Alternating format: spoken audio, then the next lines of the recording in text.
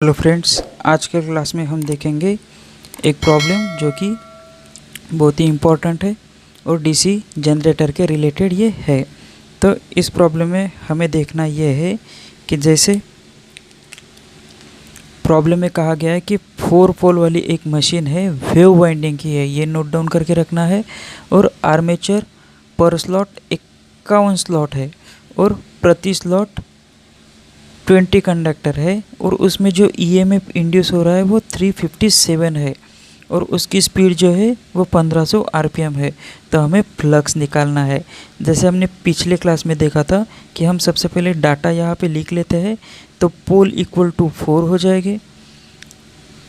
उसके बाद में वेव वाइंडिंग है तो हम यहाँ पे वेव लिख लेते हैं और उसी के साथ साथ हम यहाँ पे ये लिख लेते हैं कि वेव वाइंडिंग अगर है तो पैरेलल पाथ इक्वल टू हमेशा 2 लिखना है। मतलब फार्मूले में जो ए है उसके बदले में 2 लिखना है।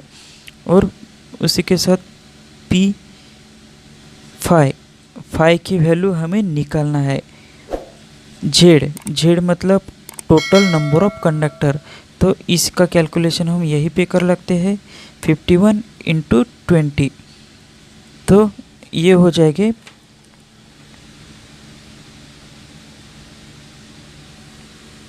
इसका कैलकुलेशन करें तो 1020 हो जाएगी। और एन मतलब स्पीड, तो स्पीड हमारे पास गिवन है वो हो जाएगी 1500 आरपीएम। आरपीएम मतलब रिवॉल्यूशन पर मिनट।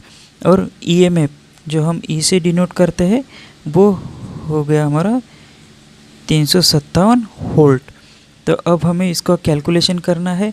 तो कैलकुलेशन करने के लिए हम सबसे पहले फार्मूला लिख लेते हैं, E = P phi Z N divided by 60A। हमने पिछले क्लास में भी देखा था कि जैसे कभी ईएमएफ निकालने के लिए बोलेगा, कभी P निकालने के लिए बोलेगा, तो हमें यहाँ पे फ्लक्स निकालना है।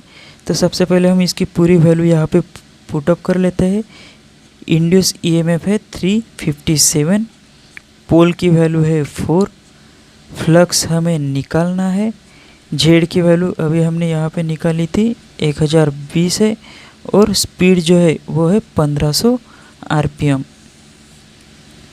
60 ये स्टैंडर्ड है फार्मूले में। ए ये वाइंडिंग कौन सी है, वेव टाइप की है और इसीलिए ए की जगह हमें लिखना है 2।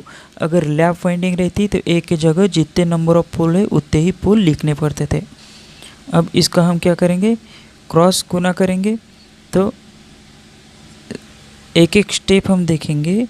एक एक स्टेप देखने की वजह से ये हो जाएगा कि कोई भी प्रॉब्लम हमें यहाँ पे कैलकुलेशन में नहीं रहेगी।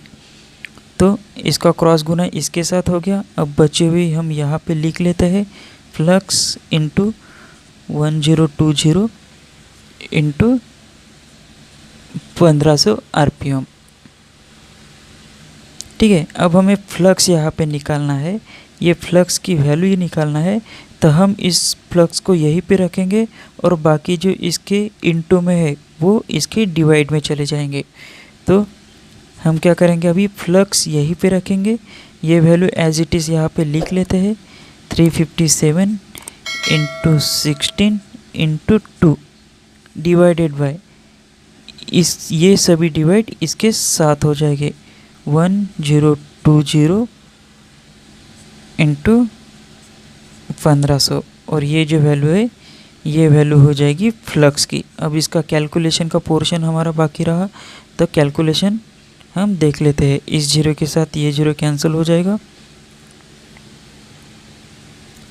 इस दो के साथ अगर 2 से भाग चला जाएगा। अब ये 2 कैंसिल हो जाएगा, इसके साथ ये बचा 3 यहाँ पे। अब 3 जो है यहाँ पे 5 और इसके साथ ये 0। अब यहाँ पे कोई कैलकुलेशन हो सकता है क्या, तो हम यहाँ पे वैल्यू अब लिख लेते हैं। हमारे बचे कौन से 357 इंटू कुछ भी नहीं बचा ऊपर डिवाइडेड बाय इंटू 50। अब इसका कैलकुलेशन हम करें तो कैलकुलेशन क्या आ जाएगा, इसका कैलकुलेशन अगर हम करें तो ये आ जाएगा 357 डिवाइडेड बाय 1020 इंटू 50। तो इसका कैलकुलेशन करें तो ये आ जाएगा हमारा 7 इंटू 10⁻³